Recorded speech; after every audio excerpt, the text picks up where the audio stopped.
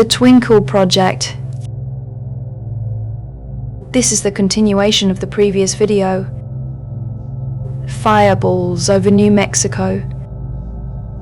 The fireballs didn't stop, they were falling vertically instead. The military at Washington wasn't much concerned, but the military in New Mexico was very much concerned with what was going on at their doorsteps. Eventually, it was decided that the project should go ahead.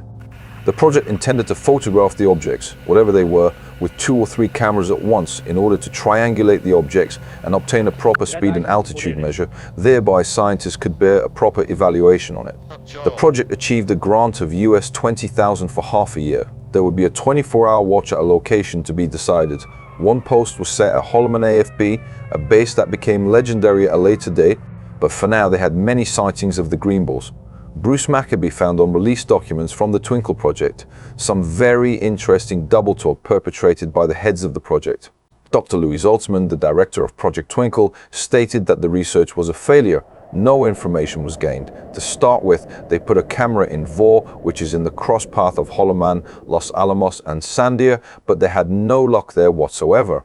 Dr. Bruce Maccabee wondered if they were really trying to gather data or avoid getting data at that point, because following the statistical database they should mount the photo stations on the bays themselves. Sightings coincidentally dropped radically, but not completely. Did they eventually gather important data? The documentation implied that they did. Dr. Altman explained that on a few dates the film was expanded, but proper triangulation did not occur. However, Maccabee notes a fair amount of ambiguity on Altman's part. Altman went at length to explain that it wasn't even worth investing in the hours needed to develop the film.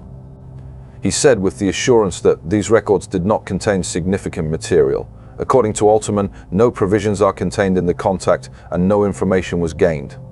However, the real story is different, and there are documents that prove that at some point, Dr. Anthony Meraki asked to see the data collected by Project Twinkle.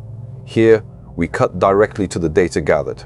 Film from station P10 was read, resulting azimuth and elevation angles being recorded on 4 objects. In addition, size of image on film was recorded. From this information, together with a single azimuth angle from station M7, the following conclusions were drawn. The objects were at an altitude of approximately 150,000 feet. The objects were over Holman Range between the bays and Tularosa Peak. The objects were approximately 30 feet in diameter. The objects were traveling at an undeterminable yet high speed. That's hardly a failure.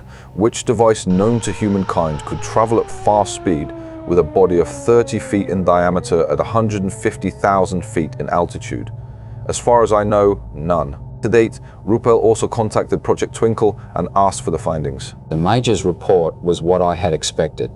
Nothing concrete except that the UFOs were unknowns. He did say that by putting a correction factor in the data gathered by the 2 cameras, they were able to arrive at a rough estimate of speed, altitude and size. The UFO was higher than 40,000 feet, traveling over 2,000 miles per hour, and it was over 300 feet in diameter. He cautioned me that these figures were only estimates based on possibly an erroneous correction factor. Therefore, they weren't proof of anything except that something was in the air. Maccabee comments that Ruppel didn't grasp, or perhaps he didn't want to understand the significance of the report in itself. The sighting was astounding. Even if the speed was 1,000 miles per hour, no plane could replicate it. Thus, it was of high relevance. Ruppel apparently was not aware that the triangulation that had been accomplished for the April 27 sighting. One wonders if he would have tried to downplay that film as not being proof of anything. However, in fact, it was proof of everything. The Twinkle project. They were tracking light and something behind it. The phenomenon was no longer passing through. It was staying. The text of this video is based on Dan Zarfati's book, The Time is Right.